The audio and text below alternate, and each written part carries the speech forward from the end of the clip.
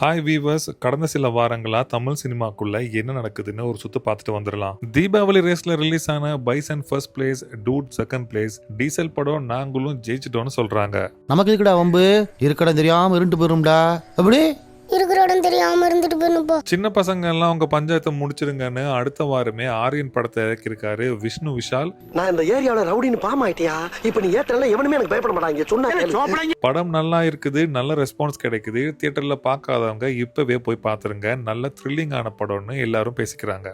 கூலி படம் நிலச்செலவுக்கு போகல, கைதி 2வும் கிடப்பில கிடக்கு. அதை எல்லாத்தையும் விட்டுட்டு நானும் மதுரக்காரன் தாண்டா, என்னாலையும் ஆக்ட் பண்ண முடியும்னு சொல்லி லோகேஷ் ஆக்டிங்ல களமிறங்கியிருக்காரு. சன் பிக்சர்ஸ் தயாரிப்புல டிசின்னு ஒரு படம் இயக்கிட்டு இருக்காங்க. அதுக்கு டைட்டில் டீசர் ரிலீஸ் பண்ணிருக்காங்க. படம் எப்படி வர போகுதுன்னு பொறுத்திருந்து பார்க்கலாம்.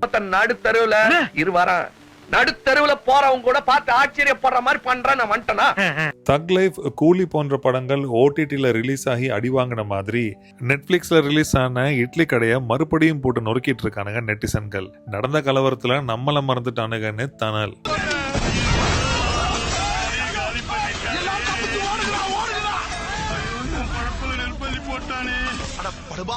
கொஞ்ச நேரத்துல டீக்கடைய ஆக்கி இந்த ஊரை போர்க்களமாக்கிட்டாங்களே. ஒரு பக்கம் ரொம்ப நாள் கழிச்சு அஜித் சார் இன்டர்வியூ கொடுத்து அது வைரலா போயிட்டு இருக்க, மறுபக்கம் ரொம்ப நாள் வீட்ல இருந்து வெளியில வந்த விஜய் சார் மாநாடு போட்டு அரசுக்கு சவால் விடுறாரு. இந்த பஞ்சாயத்தை கலைக்கப்பட்ட பாடு எனக்கு தான் தெரியும். தேவையில்லாம சிறுத்தைய சுரண்டி பார்க்க தாங்க மாட்டேன். போ போ போ போ போ போ. 7G ரெயின்போ காலனியோட பார்ட் 2 முடிச்ச செல்வராகவன் அடுத்து புதுப்பேட்டை 2 இல்லைன்னா 1001 2 பண்றதுக்கு ஆசையா இருக்குதுன்னு சொல்லியிருக்காரு. அந்த பெரிய மரம் இல்ல, அந்த பெரிய மரத்துக்கடியில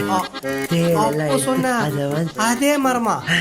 அடுத்து கடந்த வாரத்தோட ஃபிளாஷ் நியூஸ் என்னன்னு கேட்டீங்கன்னா, சுந்தர் சி, மூக்குத்தி அம்மன் 2 அண்ட் விஷால் கூட இன்னொரு படம் கமிட் ஆகிருக்கிற டைம்ல அடுத்து ரஜினி சாரை வச்சும் இயக்கிறதுக்கு கமிட் ஆகிறாரு. ப்ரொடியூசர் வேற யாரும் இல்லை, நம்ம கமல் சார் தான்.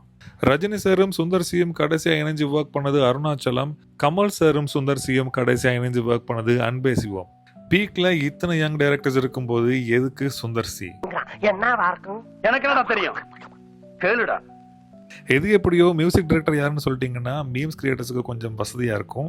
ஏன்னா இப்பயே அலப்பறையா ஸ்டார்ட் பண்ணிட்டானுங்க. அடுத்தடுத்த வாரம் சில அப்டேட்ஸோட வந்து சந்திக்கிறேன். அது வரைக்கும் சேனலை சப்ஸ்கிரைப் பண்ணி சப்போர்ட் பண்ணுங்க. நன்றி, வணக்கம்.